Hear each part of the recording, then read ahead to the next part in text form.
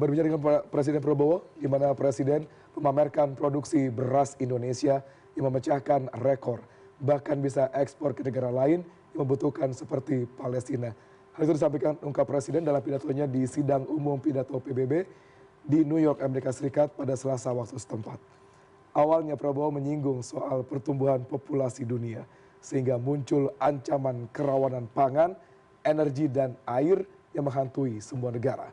Presiden menyebut Indonesia menjawab tantangan itu, bahkan sebisa mungkin dapat membantu negara lain dengan program swasembada pangan.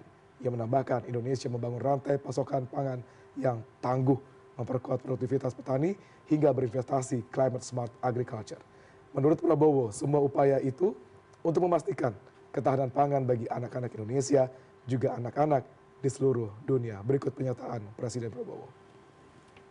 We are now self-sufficient in rice, and we are starting now to export rice to other nations in need, including providing rice for Palestine.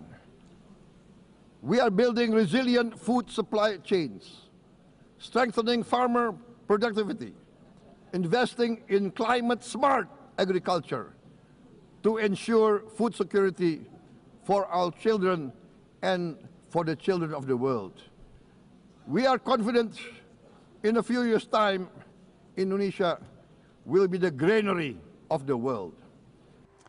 Indonesia akan menjadi lumbung hijau dunia. Itu menjadi suatu harapan besar Pak Prabowo disampaikan di sidang umum PBB Selasa kemarin.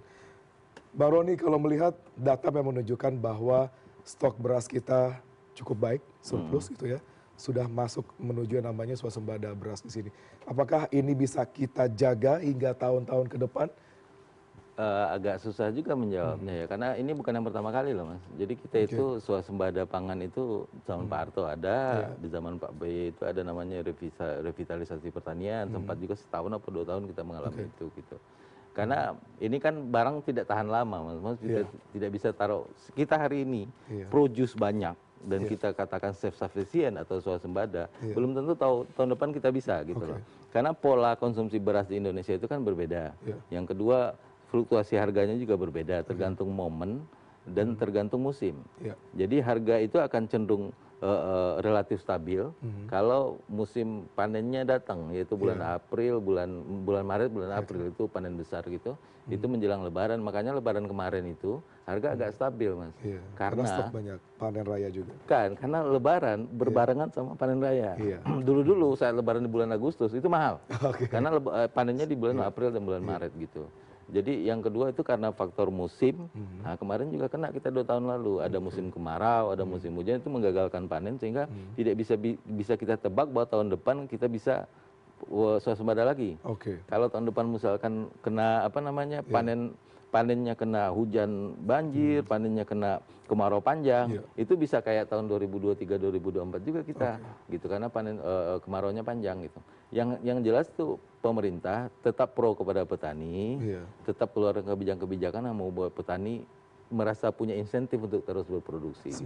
Karena yang kita tahu selama ini itu puluhan ribu lahan itu beralih fungsi, yang harusnya bisa produce beras, produce berbagai macam sumber pangan, atau berubah menjadi perumahan, berubah menjadi pabrik, lalu atau di kafling oleh orang menjadi konsesi apa gitu kan. Itu yang harus kita jaga gitu.